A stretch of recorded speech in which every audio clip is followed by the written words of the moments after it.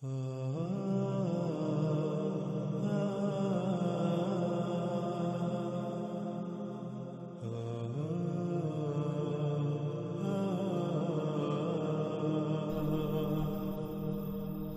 اسی طرح اللہ سبحانہ وتعالیٰ آگے کہتے ہیں، کیا نہیں سیر کی زمین میں، پس دیکھا کیسا ہوا تھا انجام ان کا جو ان سے پہلے تھے، اور وہ تھے ان سے کہیں زیادہ بڑھ کر قوت میں، یعنی اسلحہ و بارود، مشینوں، یہ جو ٹیکنالوجی ہے جسے آج انسان قوت کا نام دیتا ہے،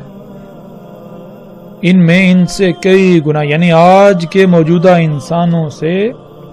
کئی گنا بڑھ کر تھے۔ اور پھر اللہ سبحانہ وتعالیٰ کہتے ہیں، اور نہیں تھا اللہ کے عاجز کر سکے اسے کوئی شے آسمانوں میں اور نہ ہی زمین میں، اس میں کچھ شک نہیں اللہ علم والا قدیر ہے، اس میں کچھ شک نہیں اللہ تھا علیمن قدیرہ، یعنی اللہ سبحانہ تعالیٰ نے بالکل واضح کر دیا کہ جب تمہارے اوپر وہ ہلاکت آئے گی تو اللہ کو کوئی شے عاجز نہیں کر سکتی، نہ کوئی آج تک کر سکی جو آسمانوں میں ہے اور جو زمین میں ہے، ان میں سے کوئی بھی ایسی نہیں جو اللہ کو عاجز کر سکے۔ یعنی جب وہ ہلاکت آئے گی تو اس ہلاکت کو کوئی بھی تم سے موڑ نہیں سکے گی، کوئی بھی تمہیں بچا نہیں سکے گی، کوئی شے جو جی چاہے تم بنا لو۔ کیوں؟ کیونکہ اللہ سبحانہ و تعالیٰ نے اس کائنات کو علم کے ساتھ اور قدر کے ساتھ خلق کیا ہے۔ قدر کے ساتھ خلق کرنا کیا ہے، قدیر ہونا کیا ہے، انشاءاللہ جیسے جیسے ہم آگے بڑھیں گے تو اس پر بھی انشاءاللہ اللہ کے فضل سے کھل کر صراحت کے ساتھ بات ہوگی، اپنے موضوع کے مطابق اور اپنے وقت پر۔ اسی طرح ناظرین چند اور آیات ہیں جو آپ کو سکرین پر نظر آ رہی ہوں گی، اور ان تمام آیات کو جب سامنے رکھیں تو اللہ سبحانہ و تعالیٰ نے بالکل واضح کر دیا کہ تمام کے تمام رسول جو بھیجے بینات کے ساتھ، انہوں نے ہر امت کو اس سے ڈرایا جو کچھ وہ کر رہے تھے۔ وہ کیا کر رہے تھے؟ وہ ایسی ایسی تخلیقات کر رہے تھے، ایسی ایسی ایجادات کر رہے تھے جن کو وہ آسائشوں، سہولتوں، آسانیوں اور ترقی کا نام دیتے تھے، اور اسی ترقی کو، اسی آسائشوں، سہولتوں کا جنہیں وہ نام دیتے تھے، اسی سے تمام کے تمام رسولوں نے آ کر ڈرایا۔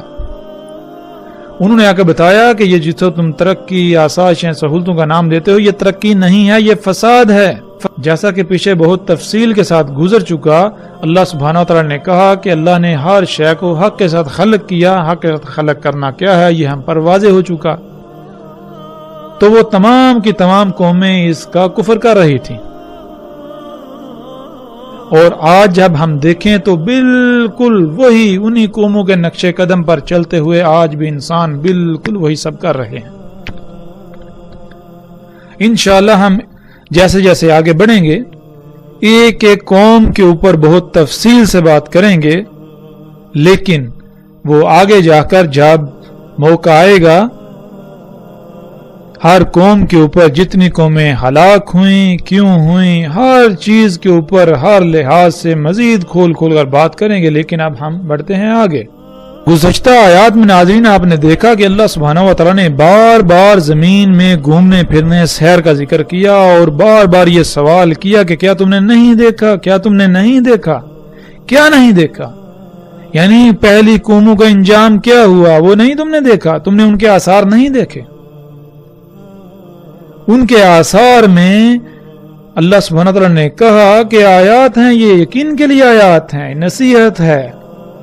سبق ہے، کن کے لیے؟ جو غور و فکر کرنے والے ہیں، جو نصیحت پکڑنے والے ہیں۔ تو اب ناظرین ہمارے اوپر فرض ہے کہ ہم زمین میں گھومیں پھریں، زمین میں سیر کریں، پہلی قوموں کے جو آثار ہیں ان کو دیکھیں۔ اور آج جس دور میں ہم موجود ہیں، آج کے دور میں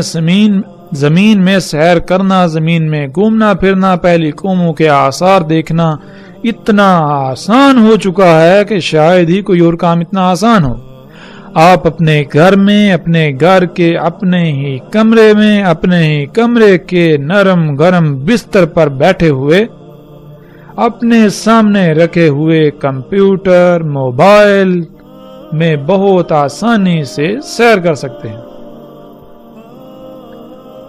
تو اب ہم ناظرین سیر کرتے ہیں زمین کی اور دیکھتے ہیں پہلی قوموں کے آثار کو۔ وہ کون سے آثار ہیں جنہیں اللہ سبحانہ و تعالیٰ نے بار بار دیکھنے کا کہا اور ان سے عبرت حاصل کرنے کا کہا؟ وہ کون سے آثار ہیں پہلی قوموں کے جن کو دیکھ کر ہمیں یہ اندازہ ہوگا کہ ان قوموں کے پاس کیا تھا؟ وہ کیا شے تھی جس کے دجل کا وہ شکار ہو گئے؟ وہ کیا شے تھی جس کی وجہ سے وہ یہ کہتے تھے کہ ہمیں کوئی زوال نہیں، دنیا کی کوئی طاقت ہمارا کچھ نہیں بگاڑ سکتی؟ وہ کیا شے تھی جس وجہ سے وہ رسولوں کی تکذیب کر دیتے تھے؟ وہ اللہ کی آیات کے خلاف نکل پڑتے تھے، وہ اللہ کی کائنات میں فساد کرتے تھے۔ وہ کون سی شے تھی؟ جیسا کہ قوم عاد نے کہا، اس آیت میں بھی ہے، اللہ سبحانہ و تعالیٰ کہتے ہیں پس جو عاد تھے پس استکبار کیا، یعنی وہ زمین میں بڑے بن بیٹھے، زمین کی تمام مخلوقات کو یہ کہتے تھے کہ ہماری غلامی کرو، ہماری بات مانی جائے گی، حالانکہ ان کو اس کا حق نہیں تھا، اور تھے وہ بہت بڑھ کے قوت میں سے، وہ قوت میں بہت بڑھ کے تھے، یعنی کہ ان کے پاس اسلحہ، بارود، مشینیں، ٹیکنالوجی، یہ جو قوت ہے بہت زیادہ تھی، اور وہ یہ کہتے تھے کہ کون ہے جو ہم سے بڑھ کر قوت میں ہے، جو ہم سے قوت میں بڑھ کر ہے۔ اور ناظرین یہاں یہ بات ذہن میں رکھنی چاہیے کہ وہ زبان سے ایسا ہرگز نہیں کہتے تھے، نہ ہی آج تک کسی نے زبان سے یہ دعویٰ کیا کہ کون ہے جو ہم سے قوت میں بڑھ کر ہے، بلکہ یہ انسان کے اعمال کی زبان ہے۔ قوم عاد کے پاس جو ٹیکنالوجی، جو مشینیں، جو کچھ تھا، ان کے بل بوتے پر ان کے اعمال کی یہ زبان تھی کہ کوئی بھی ان سے قوت میں بڑھ کر نہیں ہے۔ تو اللہ سبحانہ و تعالیٰ کہتے ہیں کیا تم نے نہیں دیکھا کہ اللہ ہی وہی ذات ہے جس نے تمہیں خلق کیا اور وہی تم سے بڑھ کر ہے قوت میں؟ اور آگے اللہ سبحانہ وتعالیٰ کہتے ہیں اور وہ تھے اللہ کی آیات کے ساتھ جہد کرنے والے، یعنی ان کے پاس اتنا علم تھا کہ جب کوئی بھی آندھی، طوفان، کوئی عذاب آنے والا ہوتا تو وہ ایسے بندوبست کرتے یا تو وہ عذاب نہ آتا یا پھر وہ عذاب ان کا کچھ بگاڑ نہ پاتا، جس کی وجہ سے وہ سمجھتے تھے کہ ان سے بڑھ کر کوئی قوت میں نہیں ہے، جیسے آج امریکہ اور مغرب سمجھتے ہیں کہ دنیا میں کوئی بھی ان سے طاقت میں بڑھ کر نہیں۔ لیکن اس کے باوجود کوئی بھی ایسی تباہی جنہیں قدرتی آفات کہتے ہیں، ان کے آگے یہ لوگ بے بس ہیں، اور اگر آج ان کو ایسے وسائل حاصل ہو جائیں کہ ایسی آفات بھی ان کا کچھ بگاڑ نہ پائیں تو ذرا تصور کریں کہ ان کا دعویٰ کیا ہوگا۔ یہ یہی سمجھیں گے کہ کائنات میں اگر کوئی رب ہے تو یہی ہے، ان کے علاوہ اور کوئی نہیں، اور کوئی نہیں ان کا کچھ بگاڑ سکتا۔ یعنی کہ اگر کوئی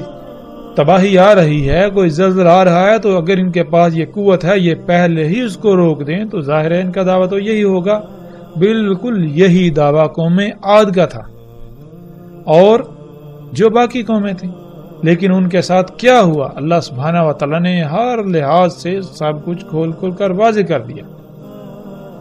اب ہمارے اوپر فرض یہ ہے کہ ہم زمین کی سیر کریں اور جانیں وہ کون سے آثار ہیں جن کا بار بار قرآن میں اللہ سبحانہ و تعالیٰ نے ذکر کیا، اور ان سے ہمیں یہ اندازہ ہو، یہ ادراک ہو کہ پہلی قوموں کے پاس کیا تھا، وہ کون سی شے تھی جس کے دجل کا وہ قومیں شکار ہو گئیں اور تباہی و ہلاکت نے انہیں آ گھیرا، وہ کون سی شے تھی جس سے تمام کے تمام نبیوں نے ان کو ڈرایا کہ یہ دجال ہے، حالانکہ تم اسے مسیحا سمجھتے ہو، یہ مسیحا نہیں ہے، یہ دجال ہے۔ تو ناظرین آپ سکرین پر ان اینٹوں کو دیکھ سکتے ہیں، یہ اینٹیں آج دنیا کے مختلف علاقوں میں دریافت ہوئی ہیں جو کہ زمین تلے دبی ہوئی تھی، ان اینٹوں میں سے ایک ایک اینٹ کا وزن اور اس کی لمبائی اور چوڑائی کا جب انسان کو علم ہوتا ہے تو اس کے رونگٹے کھڑے ہو جاتے ہیں۔ اسکرین پر نظر آنے والی ان اینٹوں کی لمبائی تقریباً 60 فٹ، ان کی چوڑائی اور موٹائی 12 سے 20 فٹ کے درمیان، اور ایک اینٹ کا وزن تقریباً کم سے کم 1200 ٹن ہے، جس کے بارے میں تصور کرنے سے بھی انسان کے رونگٹے کھڑے ہو جاتے ہیں۔ آج یہ اینٹیں اردن اور روس کے مختلف علاقوں میں زمین کی کھدائی کے درمیان دریافت ہوئیں، اور جب تحقیقات کی گئیں دنیا کے بڑے بڑے نامور سائنسدانوں نے ان اینٹوں پر تحقیقات کی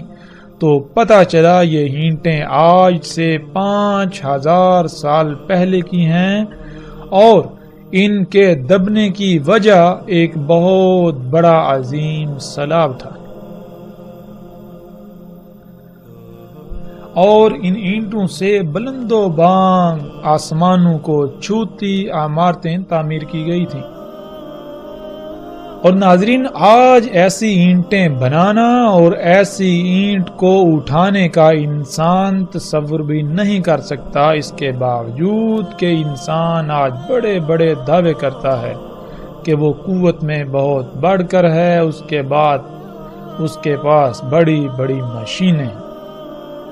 آج انسان کے پاس جتنی بھی مشینیں ہیں ان کئی مشینوں کو جمع کرنے سے بھی ان اینٹوں کو اٹھانا اور اٹھا کر کسی مقام پر رکھنا یا ان سے کسی دیوار کی تعمیر کرنا انسان کے خواب و خیال سے بھی باہر ہے۔ تو ناظرین، ہم غور کریں کہ وہ کون سی شے تھی جس شے سے ان انسانوں نے یہ اتنی بڑی بڑی اینٹیں بنائیں، اور وہ کون سی شے تھی جس سے اتنی بڑی بڑی اینٹوں کو اٹھا کر ان سے عمارتیں تعمیر کی گئیں۔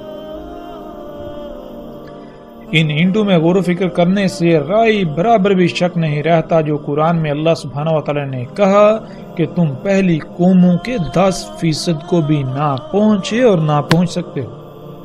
تو ناظرین، آج ہم جو مشینیں دیکھتے ہیں یہ بڑی بڑی غیر معمولی قوت کی حامل مشینیں، یہ ان قوموں کا 10% بھی نہیں ہے۔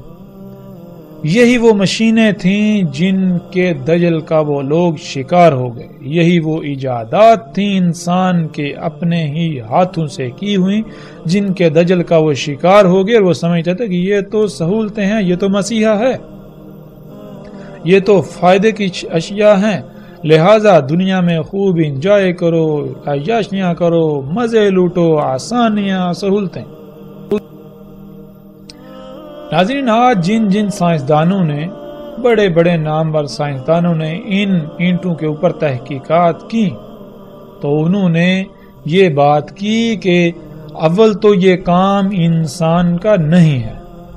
اور اگر کسی بھی صورت یہ یقین دلا دیا جائے یا یہ مان لیا جائے کہ یہ کام انسان کا ہی ہے تو جن انسانوں نے یہ کام کیا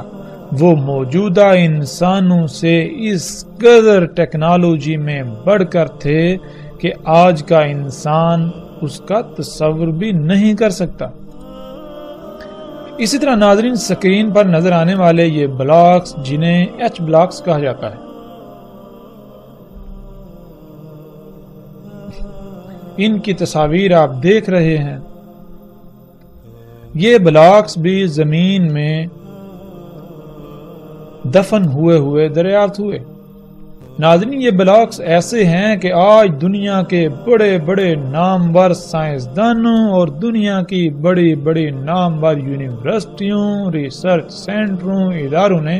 ان پر تحقیقات کی تو وہ اس بات کو بتانے سے قاصر ہیں کہ بلاکس کیسے بنائے گئے، ان کو کیسے تراشا گیا، ان کا وزن، ان کا ڈیزائن، ان کو تراشنا آج کے دور میں ناممکن ہے۔ ان بلاکس کو اتنی صفائی کے ساتھ اور ریاضی کے پیچیدہ ترین اصولوں کے تحت کیسے تراشا گیا؟ ان بلاکس کو ان نظر آنے والے ڈیزائنز میں کس طرح کاٹا گیا؟ ان تمام سوالات کے جوابات دینے سے آج دنیا کے بڑے بڑے سائنسدان قاصر ہیں۔ وہ بالکل ایسے ہیں گویا کہ ان کے منہ میں زبان ہی نہ ہو۔ اور پھر وہی بات، وہ یہی کہتے نظر آتے ہیں کہ اول تو یہ کام انسان کا نہیں ہے، کیونکہ ریاضی کے اتنے پیچیدہ ترین اصولوں قوانین کی بنیاد پر ان بلاکس کو تراشنا اور جن ڈیزائنوں میں یہ بلاکس تراشے گئے یہ ناممکن ہے۔ اور اگر یہ یقین دلا دیا جائے یا یہ مان لیا جائے کہ یہ حقیقتاً انسانوں کا کام ہے، تو جن انسانوں نے یہ کام کیا، جن انسانوں نے یہ بلاکس تراشے، وہ آج موجودہ انسانوں سے نہ صرف ٹیکنالوجی میں انتہائی غیر معمولی حد تک آگے تھے، بڑھ کر تھے، بلکہ وہ انتہائی غیر معمولی ذہانت رکھنے والے تھے۔ اور آج کا انسان ان کا مقابلہ کرنے کا تصور بھی نہیں کر سکتا۔ پھر اسی طرح ناظرین، جو تصاویر ابھی آپ سکرین پر دیکھ رہے ہیں، یہ خطہ ہند میں ملک پاکستان کے صوبہ سندھ کی ہیں، جنہیں دنیا موہنجو داڑو اور ہڑپا کے نام سے جانتی ہے۔ ناظرین، بہت عرصہ تک یہ تباہ شدہ شہروں کے کھنڈرات دنیا کی توجہ کا مرکز بنے رہے۔ بڑے بڑے نامور سائنسدانوں نے ان کے اوپر تحقیقات کی، دنیا کی یونیورسٹیوں کی بڑی بڑی نامور ٹیموں نے ان پر تحقیقات کی، لیکن وہ کسی نتیجے پر پہنچنے سے قاصر رہے۔ اور پھر دوسری جنگ عظیم میں امریکہ نے جب جاپان کے 2 شہروں پر ایٹمی بم پھینکے اور اس کے بعد صنعتی انقلاب کے نام سے فساد دن بدن بڑھتا رہا، اور آج جب انسان کو مزید غیر معمولی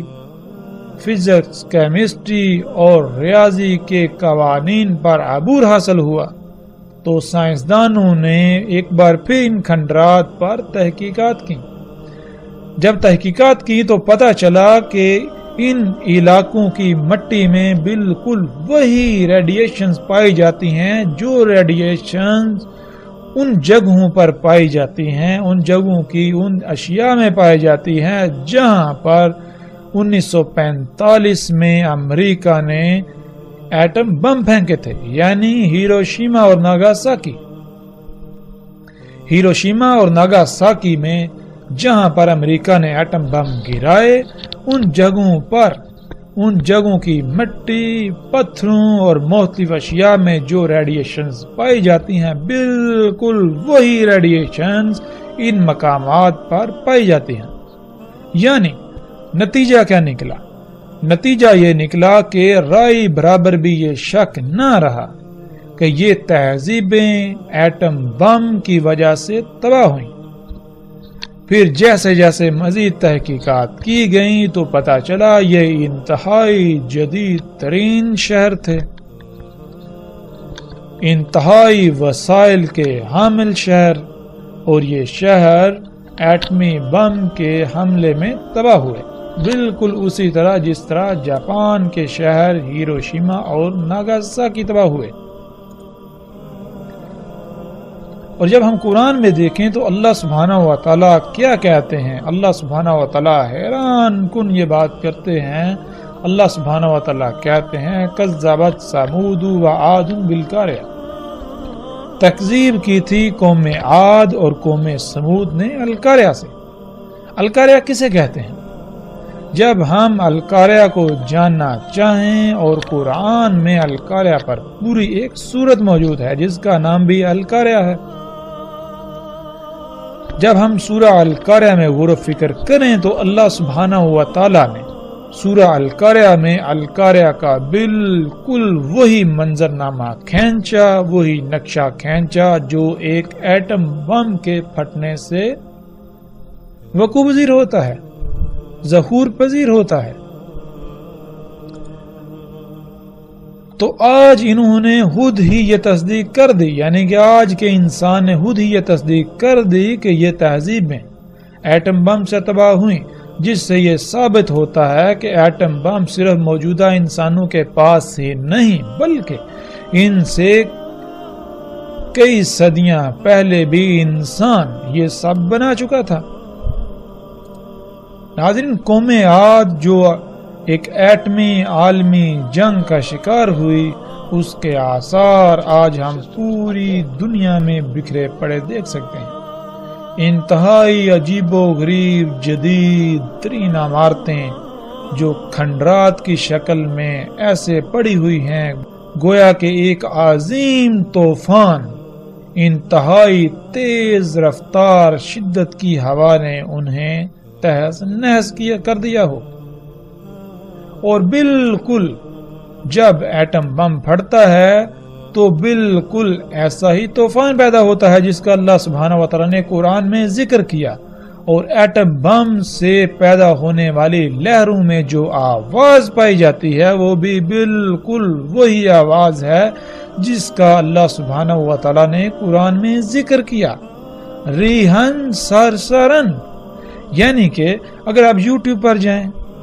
یا اگر آپ ان لوگوں سے پوچھیں جنہوں نے ایٹمی بم کے تجربات کیے اور جو لہریں جو ہوا اس سے پیدا ہوئی اس میں کیسی آواز پائی جاتی ہے، تو آپ کو بتائیں گے بالکل وہی آواز جو عربی لہجے میں ان الفاظ کو ادا کرنے سے آواز پیدا ہوتی ہے۔ یعنی اللہ سبحانہ و تعالیٰ نے قرآن میں آج سے کئی صدیاں پہلے 14 صدیاں پہلے قرآن میں اتنے بڑے بڑے عجیب و غریب راز رکھ دیے، لیکن اپنے آپ کو مسلمان کہلانے والے، اپنے آپ کو علماء کہلانے والے ان لوگوں کے محتاج ہیں جن کو یہ اپنی زبان سے کافر و مشرک کہتے ہیں۔ جب وہ کوئی تحقیق کرتے ہیں، کوئی ریسرچ کرتے ہیں، کسی راز سے پردہ اٹھاتے ہیں تو اس وقت تو کہا جاتا ہے کہ یہ تو آج سے 14 صدیاں پہلے قرآن میں اللہ نے بیان کر دیا، لیکن سوال یہ پیدا ہوتا ہے کہ جب اللہ سبحانہ و تعالیٰ نے قرآن میں 14 صدیاں پہلے بیان کر دیا تو آپ کو پہلے نظر کیوں نہیں آیا؟ آپ کو اس وقت ہی نظر کیوں آیا جب جن کو آپ کافر و مشرکین کہتے ہیں وہ سامنے لے کر آئے؟ پھر ناظرین، جب ہم تاریخ کی کتابوں کا مطالعہ کریں تو ہمیں سنسکرت میں ایک تاریخی کتاب جو کہ ہند کے مشرکین کے ہاں انتہائی مقدس مقام رکھتی ہے، جس کا نام مہابھارتا ہے، اس میں دیکھیں تو اس میں ایسی تحریریں موجود ہیں جس میں یہ لکھا ہے کہ اس خطے پر یعنی موہنجو داڑو اور ہڑپا اس علاقے کا ذکر کرتے ہوئے، اس علاقے کے خد و حال بیان کرتے ہوئے یہ کہا گیا کہ اس خطے پر تسلط جمانے کی غرض سے دنیا کی کچھ طاقتیں آپس میں لڑ رہی تھیں، اور وجہ کیا تھی؟ وجہ یہ تھی اس خطے میں زیر زمین قدرتی وسائل تھے، یعنی زیر زمین ایسی اشیاء تھیں جو انتہائی قیمتی تھی، جن کی وجہ سے، جن کے حصول کے لیے دنیا کی کچھ طاقتیں یعنی دنیا کی 3 طاقتیں آپس میں لڑ رہی تھیں، اور تینوں میں سے ہر ایک کا یہی لالچ تھا، ہر ایک کا یہی مقصد تھا کہ وہ غالب آ جائے اور یہ وسائل اس کی ملکیت میں چلے جائیں، اور یوں وہ پوری دنیا پر اپنا تسلط قائم کر لے۔ بالکل ویسا ہی نقشہ جیسا کہ آج امریکہ، روس اور چین وغیرہ کی سرپرستی میں دنیا 3 حصوں میں تقسیم ہو کر خام تیل کے نام پر یا قدرتی وسائل کے نام پر شام و عراق کو اپنا مرکز بنائے ہوئے لڑ رہی ہے۔ پھر مہابھارت اور ملنے والی تحریروں میں جو تحریر ہے وہ یہ کہ ان شہروں کے باسیوں کو 7 دنوں میں شہروں کو خالی کرنے کی مہلت دی گئی، اور 7 دن بعد دنیا میں ایک عالمی جنگ کسی صورت پیدا ہو گئی۔ یہاں ایسے ہتھیاروں سے حملہ کیا گیا جو خودکار اڑتے ہوئے، یعنی میزائل، جن کے پھٹنے سے یہاں ایسی سفید آگ ظاہر ہوئی جو سورج سے 1000 گنا زیادہ گرم اور زیادہ روشن تھی۔ جہاں وہ ہتھیار پھٹے وہاں سب کچھ حرارت کی وجہ سے پگھل گیا اور یہ شہر زمین تلے دب گئے۔ قرآن میں اللہ سبحانہ وتعالی نے واضح صراحت کے ساتھ بتا دیا کہ یہ قوم عاد تھی جو القاریہ سے تباہ ہوئی۔ القاریہ یعنی عالمی ایٹمی جنگ۔